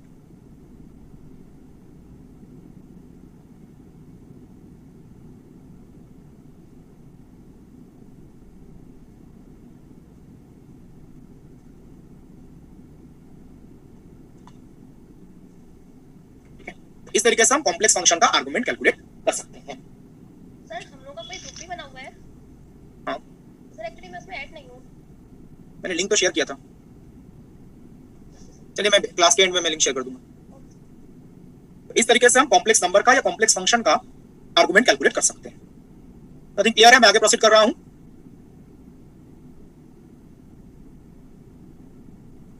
okay sir. Next two important properties regarding argument. एक तो है कॉम्प्लेक्स नंबर का प्रोडक्ट है तो कैसे आर्गुमेंट कैलकुलेट करते हैं, और डिवीजन है तो कैसे आर्गुमेंट कैलकुलेट करते हैं। फर्स्ट प्रॉपर्टी इज दिस, अगर दो कॉम्प्लेक्स नंबर का प्रोडक्ट है, आर्गुमेंट Z1 Z2 दो कॉम्प्लेक्स नंबर्स है, तो आर्गुमेंट ऑफ Z1 Z2 ये होगा argument of Z1 plus argument of Z2। ठीक है, तो दो कॉम्प्लेक्स नंबर का प्रोडक्ट है, उसका आर्गुमेंट कैलकुलेट करना है तो ऐसा होगा, क्या करना है, इंडिविजुअल कॉम्प्लेक्स नंबर का आर्गुमेंट कैलकुलेट कीजिए, फिर उन दोनों को ऐड कर दीजिए। प्रोडक्ट है तो आर्गुमेंट का एडिशन होगा, Z1 into Z2 प्रोडक्ट है तो आर्गुमेंट का एडिशन होगा, अगर डिवीजन होता है तो आर्गुमेंट का difference. Second, argument of Z1 by Z2 is argument of Z1 minus argument of Z2। ये ध्यान रखिएगा, अगर दो कॉम्प्लेक्स नंबर का प्रोडक्ट होता है तो आर्गुमेंट का एडिशन होगा, अगर दो कॉम्प्लेक्स नंबर का डिवीजन है तो आर्गुमेंट का डिफरेंस आएगा।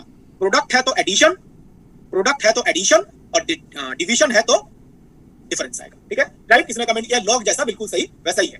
ठीक है, बिकॉज ये जो आर्गुमेंट है ये एक्सपोनेंशियल में आता है ना, ये प्रॉपर्टी लॉग जैसा क्यों है, बिकॉज ये जो आर्गुमेंट वाला पार्ट है ये एक्सपोनेंशियल में आता है, और एक्सपोनेंशियल किससे कनेक्टेड होता है, लॉग से कनेक्टेड होता है, तो ये प्रॉपर्टी लॉग जैसा है। ठीक है, लॉग के प्रॉपर्टीज भी ऐसे होते हैं, प्रोडक्ट होता है तो एडिशन, डिवीजन होता है तो डिफरेंस। ये अगर एक ही टर्म के अंदर प्रोडक्ट और डिवीजन दोनों एक साथ रहे, सपोज अगर ऐसा रहा, argument of Z1 upon Z2 Z3,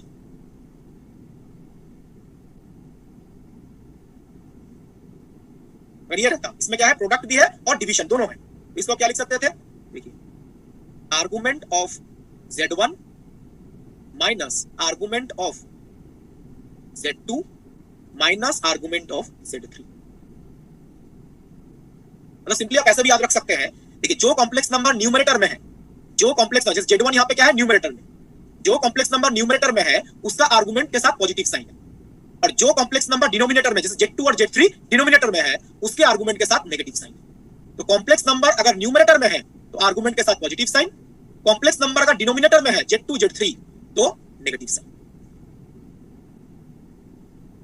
ऐसे कितने भी कॉम्प्लेक्स नंबर हो सकते हैं, कॉम्प्लेक्स नंबर न्यूमरेटर में हुआ तो आर्गुमेंट के साथ पॉजिटिव साइन है साथ में, और कॉम्प्लेक्स नंबर का डिनोमिनेटर में है तो आर्गुमेंट के साथ नेगेटिव साइन, ऐसा भी याद रख सकते हैं।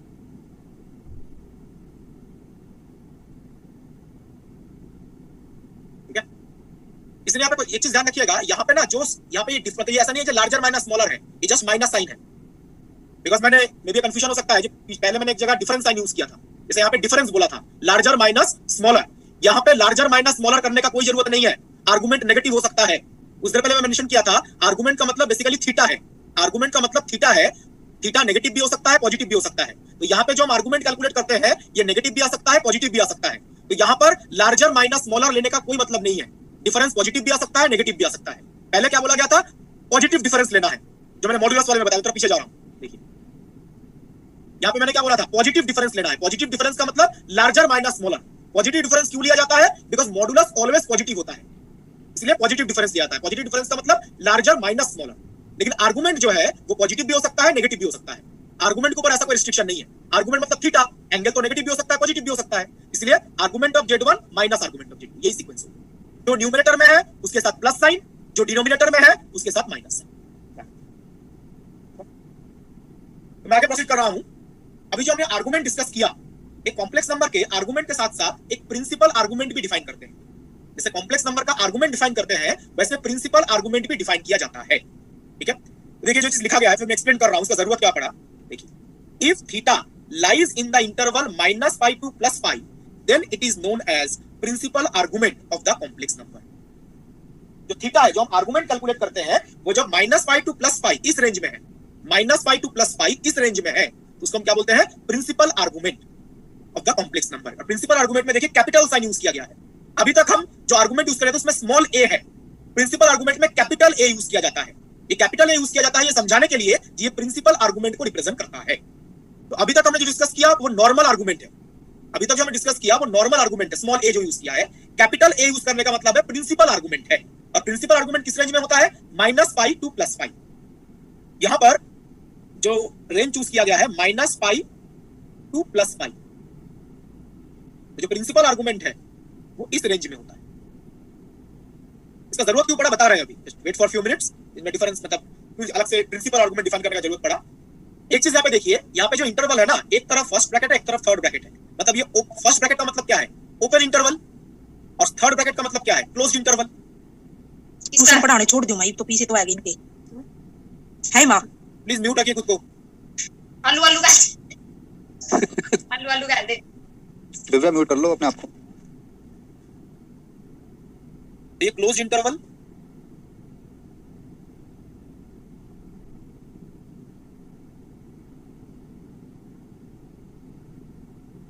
And first bracket this is open interval. मतलब ओपन का मतलब इसका इक्वल साइन नहीं है। तो आपको ये लग सकता है जो एक के साथ इक्वल साइन है, एक के साथ इक्वल साइन नहीं है, ऐसा क्यों? बिकॉज -π और +π सेम पॉइंट को ही रिप्रेजेंट करता है। अभी हम कुछ देर बाद देखेंगे। जो -π और +π है ना, -π और +π सेम पॉइंट को ही रिप्रेजेंट करता है। ठीक है, अगर हम बोलते हैं प्रिंसिपल आर्गुमेंट -π है या प्रिंसिपल आर्गुमेंट +π है, दोनों सेम कॉम्प्लेक्स नंबर को ही रिप्रेजेंट करता है। सिर्फ रिपीटेशन ना हो इसलिए यहाँ पे इक्वल साइन है, बट यहाँ पे इक्वल साइन नहीं है। तो अगर आप यहाँ पे भी इक्वल दे देते तो एक ही पॉइंट को 2 बार काउंट करना होगा, उसका कोई मतलब नहीं बनता। तो रिपीटेशन ना हो, रिपीटेशन अवॉइड करने के लिए यहाँ पे इक्वल साइन है, यहाँ पे नहीं है। बिकॉज -π और +π सेम पॉइंट को ही रिप्रेजेंट करेगा। अभी कुछ देर बाद में उसमें आ रहा हूँ सेम पॉइंट कैसे है। इसलिए एक जगह पे इक्वल साइन है, एक जगह पे इक्वल साइन नहीं है। ठीक है सर, ओपन इंटरवल और क्लोज इंटरवल में डिफरेंस क्या होता है? ओपन इंटरवल मतलब ये पॉइंट इंक्लूडेड नहीं है। जैसे यहाँ पे ये लिख रहा है ना, इस मतलब ये जो लिमिट है, ये जो बाउंड्री है, ये बाउंड्री यहाँ पे इंक्लूडेड नहीं है। क्लोज का मतलब है यहाँ पे ये बाउंड्री इंक्लूडेड है, इक्वल टू है ना यहाँ पर। Okay sir. नाउ इसमें मैं आ रहा हूँ -π +π सेम पॉइंट कैसे है। बट क्वेश्चन इंपॉर्टेंट ये है जो हमें प्रिंसिपल आर्गुमेंट का अलग से जरूरत क्यों पड़ा, तो बता सकता है? प्रिंसिपल आर्गुमेंट का अलग से क्यों जरूरत पड़ा? आर्गुमेंट से काम चल सकता था।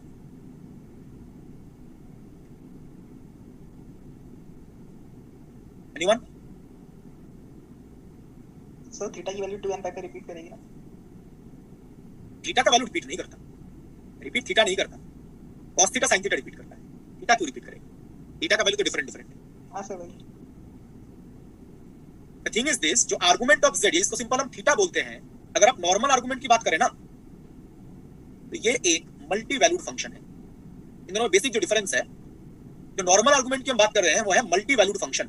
मल्टी वैल्यूड फंक्शन का मतलब एक पर्टिकुलर z के लिए इस आर्गुमेंट के बहुत सारे वैल्यूज आ सकते हैं।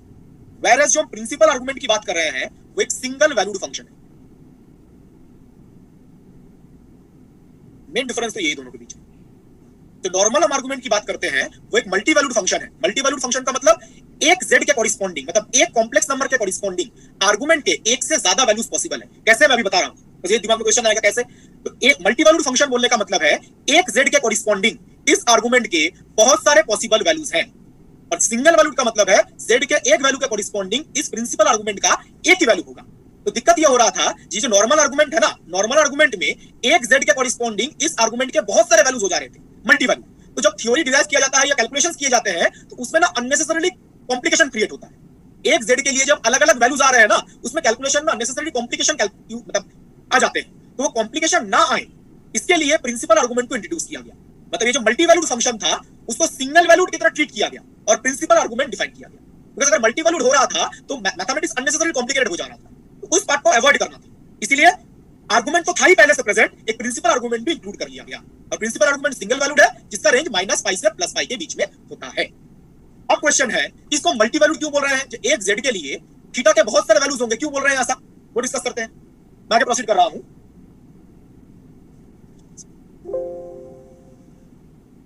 मल्टी वैल्यूड क्यों बोल रहे हैं?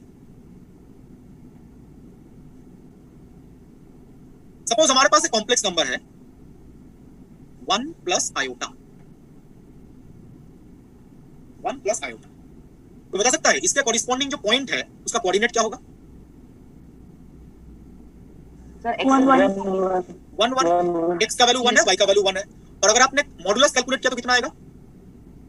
2। बिल्कुल सही। और अगर आर्गुमेंट थीटा कैलकुलेट किया तो कितना आएगा? 45 पाई डिग्री। तो अगर हम इस कॉम्प्लेक्स नंबर को कॉम्प्लेक्स आर्गन प्लेन में ड्रॉ करते हैं, ये फर्स्ट क्वाड्रेंट में होगा। 1 1 1 1 तो फर्स्ट क्वाड्रेंट में होता है। This is the point P जो इस z को रिप्रेजेंट कर रहा है, कोऑर्डिनेट है 1 1। ऑरिजिन, इसको हम बोलते हैं रेडियस वेक्टर। ठीक है ना, इस रेडियस वेक्टर का जो मैग्नीट्यूड है उसी को हम r बोलते हैं। इसका लेंथ या मैग्नीट्यूड है √2 यूनिट और ये रियल एक्सिस के साथ 45 डिग्री एंगल पे, जिसको हम आर्गुमेंट बोल रहे हैं, दिस इज π/4। नाउ मुझे बताइए, कोई अगर इस आर्गुमेंट को π/4 ना बोल के इसका 2π ऐड कर दे, 2π मतलब 1 रिवोल्यूशन, तो ये एंगल कितना बन जाएगा? 2π अगर ऐड कर देते हैं तो 5π/4। माय क्वेश्चन इज, पॉइंट क्या चेंज होगा? नो सर, पॉइंट तो चेंज नहीं होगा ना। अगर आप 1 कंप्लीट रेवोल्यूशन यहाँ पे अगर आप जाते हैं फिर सब इसी पॉइंट पे पहुंचेंगे, लेकिन एंगल चेंज होगा। इसका मतलब ये जो आप आर्गुमेंट कैलकुलेट कर रहे हैं π/4, आर्गुमेंट ऑफ z, इसको आप जस्ट π/4 ना बोल के π/4 + 2nπ भी बोल सकते हैं, बोल सकते हैं आप। अगर आप 2π 4π ऐड भी करते हैं इस एंगल के साथ, π/4 एंगल के साथ अगर आपने 2π ऐड किया, 4π ऐड किया, 6π ऐड किया, तो क्या इस पॉइंट में कोई चेंज हो रहा है? पॉइंट तो सेम है, पॉइंट में तो कोई चेंज नहीं है, लेकिन आर्गुमेंट तो डिफरेंस है। पॉइंट तो सेम है, जो पीछे लिखा गया था जो जेड सेम रहेगा। मल्टी वैल्यूड का मतलब क्या होता है? जेड सेम है बट आर्गुमेंट जो है उसके डिफरेंट वैल्यूज आएंगे। तो यहाँ पे देखिए पॉइंट तो एक ही है, जेड तो सेम है, लेकिन आर्गुमेंट के अलग अलग वैल्यूज प्रेजेंट है। 2π ऐड करते रहिए। Just 1 second.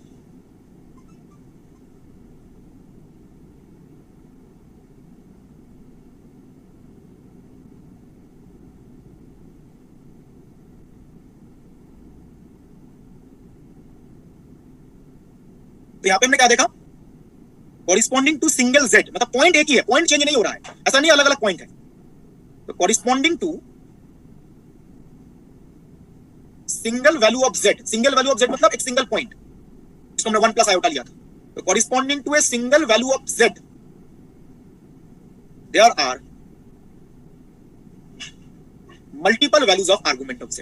एक वैल्यू तो π/4 है, π/4 के साथ अगर आप 2π ऐड भी कर देते हैं तब भी सेम पॉइंट ही होगा।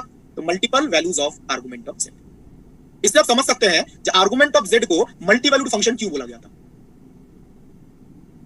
पॉइंट सेम है, जेड सेम है, पॉइंट तो वही है, लेकिन एंगल तो चेंज हो रहा है ना, वैल्यू तो चेंज हो रहा है। पॉइंट तो सेम है बट एंगल चेंज हो रहा है, π/4, 2π ऐड करेंगे तो 5π/4, 4π ऐड करेंगे तो 9π/4, ऐसे होगा। जैसे π/4 है, एक रेवोल्यूशन कंप्लीट करेंगे 5π/4, 2 रेवोल्यूशन 9π/4, 13π/4, ये आर्गुमेंट तो चेंज हो जाएगा ना, इसका वैल्यू चेंज हो जाएगा। तो z का वैल्यू तो सेम है बट आर्गुमेंट अलग अलग वैल्यूज आ रहे हैं, तो ये मल्टी वैल्यूड फंक्शन है। तो इस प्रॉब्लम को रिमूव करने के लिए हमें आर्गुमेंट के मल्टीपल वैल्यूज की सच कोई जरूरत नहीं है, एक सिंगल वैल्यू से काम चल जाएगा। प्रिंसिपल आर्गुमेंट इंट्रोड्यूस किया गया, ठीक है। और प्रिंसिपल आर्गुमेंट जो है वो किस रेंज में लिया गया? -π to +π। तो मल्टीपल वैल्यूज की वजह से कोई कंफ्यूजन क्रिएट ना हो, इसीलिए प्रिंसिपल आर्गुमेंट को इंट्रोड्यूस किया गया था। और प्रिंसिपल आर्गुमेंट किस रेंज में है? -π to +π। नेक्स्ट इस क्वेश्चन में आते हैं, जो -π और +π सेम पॉइंट को कैसे रिप्रेजेंट कर रहा है। सर हम ये कह सकते हैं क्या फिर कि आर्गुमेंट को यूनिकली डिफाइन करने के लिए हम प्रिंसिपल आर्गुमेंट यूज कर रहे हैं? बिल्कुल बिल्कुल। Okay sir. तो यहां पर देखिए -π to +π आर्गुमेंट, जो प्रिंसिपल आर्गुमेंट की हम बात करते हैं, ये एंटी क्लॉकवाइज लिया या क्लॉकवाइज लिया हमने अभी? एंटी क्लॉकवाइज है, क्लॉकवाइज है? अगर ये एंटी क्लॉकवाइज है तो ये जो पॉइंट है इसके कॉरिस्पॉन्डिंग एंगल कितना होगा? पाई, बिल्कुल सही। तो हमने एंटी क्लॉकवाइज डायरेक्शन में रोटेशन, तो ये जो पॉइंट है इसमें थीटा का वैल्यू पाई है, मतलब इस पॉइंट के कॉरिस्पॉन्डिंग जो आर्गुमेंट आएगा वो होगा पाई। अगर हम एंटी क्लॉकवाइज ना घूम के क्लॉकवाइज रोटेट करते हैं तब एंगल कितना होगा? -π। तो अब मुझे बताइए -π और +π के कॉरिस्पॉन्डिंग ये पॉइंट सेम है या डिफरेंट है? सेम है। पॉइंट तो सेम ही है, डिफरेंस सिर्फ ये है +π का मतलब हम एंटी क्लॉकवाइज रोटेट कर रहे हैं, -π का मतलब हम क्लॉकवाइज रोटेट कर रहे हैं। तो आप +π से रोटेट करो या -π से रोटेट करो, आप तो सेम पॉइंट पे ही पहुंचेंगे। तो अगर आपने यहाँ पर दोनों तरफ इक्वल साइन दे दिया, यहाँ पे भी इक्वल साइन दे दिया, यहाँ पे भी इक्वल साइन दे दिया, तो ये एक सिंगल पॉइंट कितनी बार काउंट हो जाएगा? 2 बार काउंट हो जाएगा। तो इसीलिए वो एक पॉइंट 2 बार काउंट ना हो, वो रिपीटेशन अवॉइड करने के लिए इक्वल साइन एक जगह पे दिया जाता है, ठीक है। 2 जगह पे इक्वल साइन देंगे तो एक ही पॉइंट 2 बार काउंट हो जाएगा, एक ही पॉइंट जो है वो 2 बार काउंट हो जाएगा। तो उसको रिमूव करने के लिए इक्वल साइन एक के साथ दिया जाता है, ठीक है। इसने क्वेश्चन किया है कि यहाँ पे -π to +π ना लेके 0 to 2π क्यों नहीं लिया जाता? देखिए लिटरेचर में ऐसे डिफाइन किया गया है जो प्रिंसिपल आर्गुमेंट है तो हम minus pi two plus pi define करेंगे, बट बाद में हम देखेंगे जब हम मल्टी वैल्यूड फंक्शन पढ़ेंगे, मल्टी वैल्यूड फंक्शन के लिए ना इस minus pi two plus pi को ही 0 to 2 पाई लिया गया है, ठीक है। वो जस्ट जिसमें मैथमेटिक्स आसान हो वो समझने के लिए तरीका है। ये minus pi two plus pi ना लिख के आप 0 to 2 पाई भी यूज कर सकते हैं, लेकिन लिटरेचर में प्रिंसिपल आर्गुमेंट का मतलब minus pi two plus pi consider किया गया है, ठीक है। इसलिए हम minus pi two plus pi लिखते हैं इंस्टेड ऑफ 0 to 2 पाई। और एक प्रॉब्लम भी होता है, जैसे 0 to पाई हम लिख सकते हैं, बट कुछ फंक्शंस है ना, वो ये जो रेंज है, ये नेगेटिव एक्स एक्सिस जो है उसके ऊपर डिफाइंड नहीं होता। जैसे मल्टी वैल्यूड फंक्शन जब हम पढ़ेंगे, लॉग जेड, लॉग फंक्शन जो होता है वो ये जो नेगेटिव रियल एक्सिस है ना उसके ऊपर डिफाइंड नहीं होता, ठीक है। तो बहुत सारे रीजंस होते हैं 0 to 2 पाई ना चूज करने के। अदरवाइज अगर हम एंगल की बात करें, आप minus pi two plus pi choose ना करके 0 to 2 पाई भी चूज कर सकते हैं। ये मैं लिख देता हूं, for single valued function,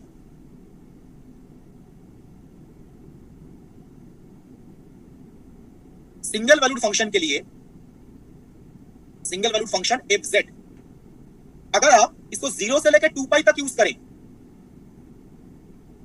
0 to 2 पाई, तब भी इसमें गलत कुछ नहीं है। आई थिंक इलेक्ट्रॉनिक्स में कुछ जगह पे ये यूज भी किया जाता है, इसमें गलत कुछ नहीं है, बट लिटरेचर में माइनस पाई टू पाई यही स्टैंडर्ड नोटेशन यूज होता है।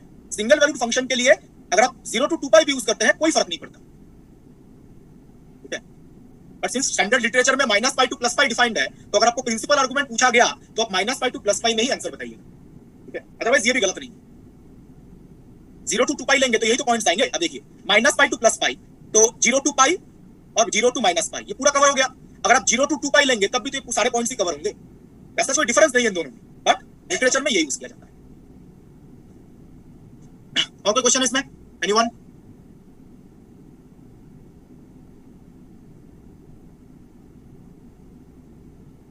नाउ अगर आपको कोई कॉम्प्लेक्स नंबर गिवन है, उसका प्रिंसिपल आर्गुमेंट कैसे कैलकुलेट करेंगे? देखिए नॉर्मल आर्गुमेंट कैलकुलेट करना है तो ये फॉर्मूला है, नॉर्मल आर्गुमेंट में तो ये फॉर्मूला है tan inverse y by x, इसके मल्टीपल वैल्यूज आ सकते हैं, ठीक है। लेकिन प्रिंसिपल आर्गुमेंट तो सिंगल वैल्यूड है, और प्रिंसिपल आर्गुमेंट किस रेंज में होना चाहिए? माइनस पाई टू पाई, इस रेंज में होना चाहिए। प्रिंसिपल आर्गुमेंट कैलकुलेट करने का इजीएस्ट तरीका है ये। सपोज आपके पास एक कॉम्प्लेक्स नंबर ये गिवन है a plus iota b, a b real number है, पॉजिटिव नेगेटिव कुछ भी हो सकता है। जो a और b है वो रियल नंबर्स है, पॉजिटिव भी हो सकता है, नेगेटिव भी हो सकता है, कुछ भी हो, ये सेम मेथड वैलिड है। तो एक कॉम्प्लेक्स नंबर गिवन है a plus iota b, where a b are real numbers, a b जो है वो रियल नंबर्स है। आपको क्या करना है? पहले आपको स्टेप 1 कैलकुलेट दिस थीटा। ये थीटा प्रिंसिपल आर्गुमेंट नहीं है, पहले आपको थीटा कैलकुलेट करना है। a b पॉजिटिव नेगेटिव कुछ भी हो, थीटा का फॉर्मूला क्या है? tan inverse mod of b by a, मतलब a b पॉजिटिव नेगेटिव कुछ भी हो, मॉड लेंगे तो पॉजिटिव ही आ जाएगा। तो theta is tan inverse mod of b by a। पहले ये थीटा कैलकुलेट कीजिए। नाउ ये कॉम्प्लेक्स नंबर जो है ये किसी भी क्वाड्रेंट में हो सकता है, फर्स्ट सेकंड थर्ड फोर्थ किसी में भी हो सकता है। उसके अकॉर्डिंग आप प्रिंसिपल आर्गुमेंट का फॉर्मूला लिखेंगे। क्या लिखा गया? If z lies in the first quadrant, complex number अगर फर्स्ट क्वाड्रेंट में है तो प्रिंसिपल आर्गुमेंट क्या होगा? थीटा। जो ऊपर थीटा कैलकुलेट किया है वही प्रिंसिपल आर्गुमेंट होगा। z अगर सेकंड क्वाड्रेंट में है then principal argument will be pi minus theta. Next principal argument, sorry, z अगर थर्ड क्वाड्रेंट में है तो principal argument will be minus pi plus theta. और z अगर फोर्थ क्वाड्रेंट में है तो principal argument is minus theta. ये रूल आपको याद रखना है। तो प्रिंसिपल आर्गुमेंट के लिए ये फॉर्मूलेज है, आपको ध्यान रखना पड़ेगा ये पॉइंट किस क्वाड्रेंट में है। पहले तो थीटा कैलकुलेट कीजिए इस फॉर्मूले से। फर्स्ट क्वाड्रेंट में है तो theta will be the principal argument, second quadrant में है तो pi minus theta is the principal argument. Point अगर थर्ड क्वाड्रेंट में है तो minus of pi minus theta is the principal argument. और z अगर फोर्थ क्वाड्रेंट में है तो माइनस थीटा होगा प्रिंसिपल आर्गुमेंट। जैसे मुझे पहले भी कुछ स्टूडेंट ने बोला था, मे बी इलेक्ट्रॉनिक्स में आप लोगों ने देखा होगा, ये थर्ड क्वाड्रेंट के लिए पाई प्लस थीटा यूज होता है। थर्ड क्वाड्रेंट में फेस कैलकुलेट करते हैं तो यहाँ पे पाई प्लस थीटा है, ठीक है। तो वहां पे सच प्रिंसिपल आर्गुमेंट ही आप कैलकुलेट करना जरूरी नहीं है। मे भी हो सकता है इलेक्ट्रॉनिक्स में थर्ड क्वाड्रेंट के लिए आप लोगों ने पाई प्लस थीटा पढ़ा होगा, वो भी गलत नहीं है। इलेक्ट्रॉनिक्स में भी जो बताया गया होगा गलत नहीं है, बट इलेक्ट्रॉनिक्स में प्रिंसिपल आर्गुमेंट ही आपको लिखना है, ये जरूरी नहीं होता, ठीक है। तो ये ध्यान रखिए। मैं बिल्कुल नहीं बोल रहा हूं इलेक्ट्रॉनिक्स में जो बताया गया वो गलत है, ऐसा मत सोचिए, वो भी सही है। बस इलेक्ट्रॉनिक्स में जो फेस कैलकुलेट करते हैं उसमें ऑलवेज प्रिंसिपल आर्गुमेंट ही कैलकुलेट करना जरूरी नहीं होता, ठीक है। तो फर्स्ट क्वाड्रेंट में है तो प्लस थीटा लेंगे, सेकंड क्वाड्रेंट में है तो pi minus theta, third quadrant में है तो minus of pi minus theta, और फोर्थ क्वाड्रेंट में है तो माइनस थीटा। और थीटा कैलकुलेट करने का तरीका ऊपर लिखा है। इसके बदले जैसे मैंने बोला मे भी आप लोगों ने इलेक्ट्रॉनिक्स में जब फेस कैलकुलेट किया होगा तो सर ने ये बताया होगा।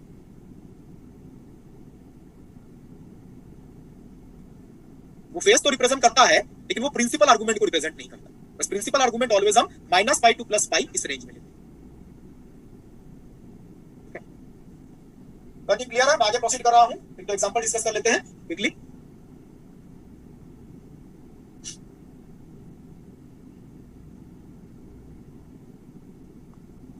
तो ये हमारे पास एक कॉम्प्लेक्स नंबर है -1 + √3। तो आप देख सकते हैं जो a और b बताया गया उसका वजह से रियल नंबर होगा, नेगेटिव पॉजिटिव कुछ भी हो सकता है।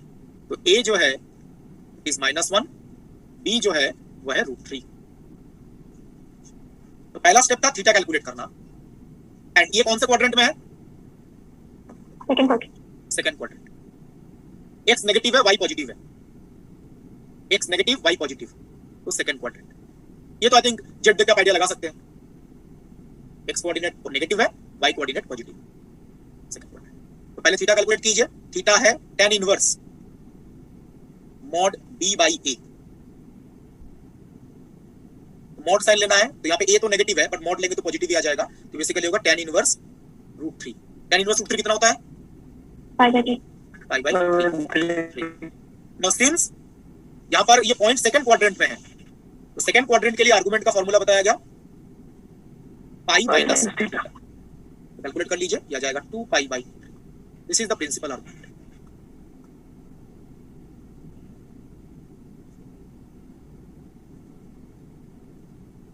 ध्यान रखिएगा, नॉर्मली अगर हमें क्वेश्चन में आर्गुमेंट पूछा जाए ना तो प्रिंसिपल आर्गुमेंट ही कैलकुलेट कीजिएगा। क्वेश्चन में प्रिंसिपल ये फ्रेज मेंशन किया रहे या ना रहे, अगर आपको आर्गुमेंट पूछा गया है तो प्रिंसिपल आर्गुमेंट ही कैलकुलेट कीजिएगा। बिकॉज़ मैक्सिमम केस में यही होता है, मैंने बोला नॉर्मल जो आर्गुमेंट है वो मल्टी वैल्यूड फंक्शन है, ठीक है। उसको सिंगल वैल्यूड की तरह ट्रीट मतलब बनाने के लिए उसको प्रिंसिपल आर्गुमेंट डिफाइन किया गया। तो क्वेश्चन में भी आर्गुमेंट लिखा हो बट आपको प्रिंसिपल आर्गुमेंट ही कैलकुलेट करना ऑलवेज सही है, ठीक है। तो सिंपल क्वेश्चन में आर्गुमेंट लिखा होगा but please calculate principal argument. Normally जो ऑप्शंस होते हैं वो प्रिंसिपल आर्गुमेंट के अकॉर्डिंग ही होते हैं।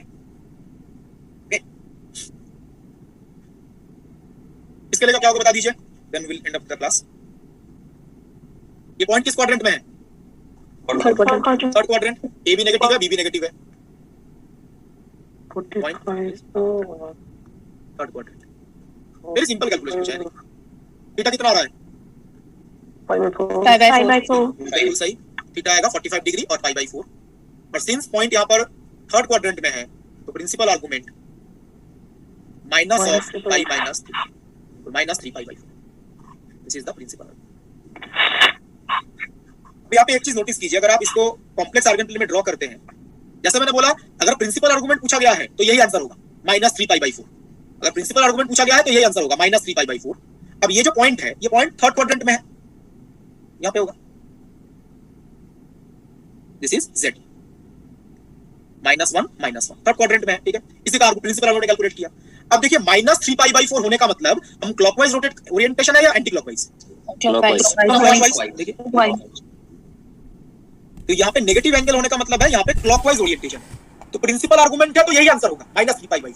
लेकिन अगर हम इसको क्लॉकवाइज ना लेके एंटी क्लॉकवाइज लेते हैं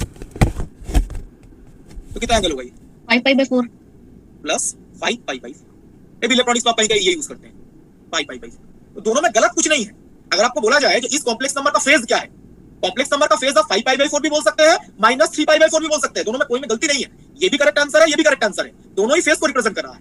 यहाँ पे प्लस साइन ये लिखने का मतलब आप एंटी क्लॉकवाइज रोटेट कर रहे हैं, यहाँ पे नेगेटिव लिखने का मतलब क्लॉकवाइज। लेकिन क्वेश्चन में अगर प्रिंसिपल आर्गुमेंट मेंशन किया रहता है तब यही करेक्ट आंसर होगा -3π/4। अदरवाइज अगर हम फेज की बात करते हैं तो ये भी करेक्ट है, ये भी करेक्ट है, कोई एक ऑप्शन नहीं होगा, ठीक है। ये ध्यान रखिए। तो आज का लेक्चर यहीं पे खत्म करते हैं, नेक्स्ट क्लास में कंटिन्यू करेंगे। किसी को कोई डाउट है तो पूछ सकते हैं। सर इसके पहला वाला स्लाइड दिखा दीजिए। स्टार्टिंग के 3-4 स्लाइड से थोड़ा सा बता दूं। सर इसका पिछला वाला स्लाइड भी दिखा दीजिए सर एक बार। ये रिकॉर्डेड में मिल जाएगा ना, उसमें आप देख लीजिएगा पहले 3-4 स्लाइड में जो बताया गया।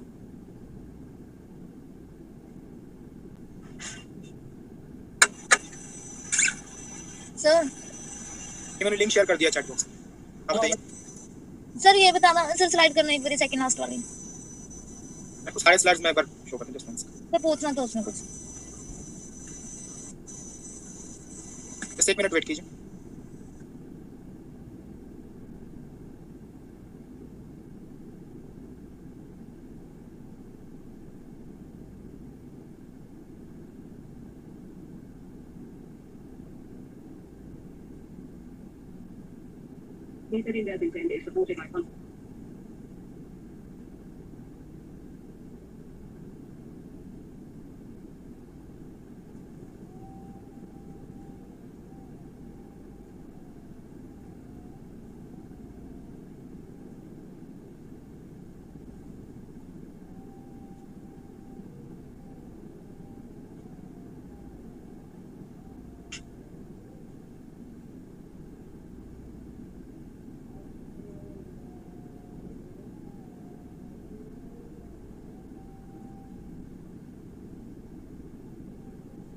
हाँ बताइए क्या क्वेश्चन था?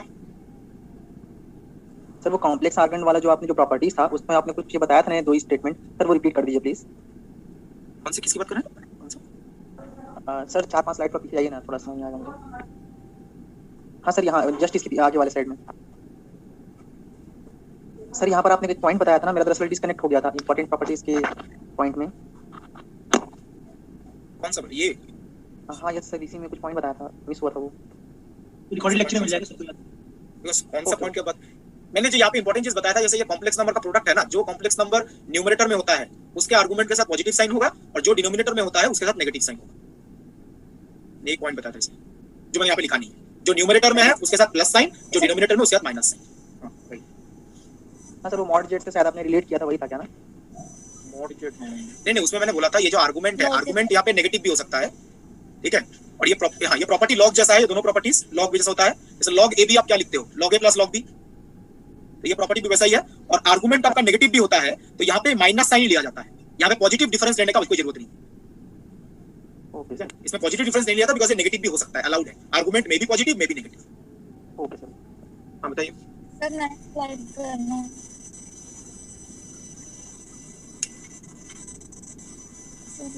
सर वो वाली कैलकुलेशन ऑफ प्रिंसिपल आर्गुमेंट वाली।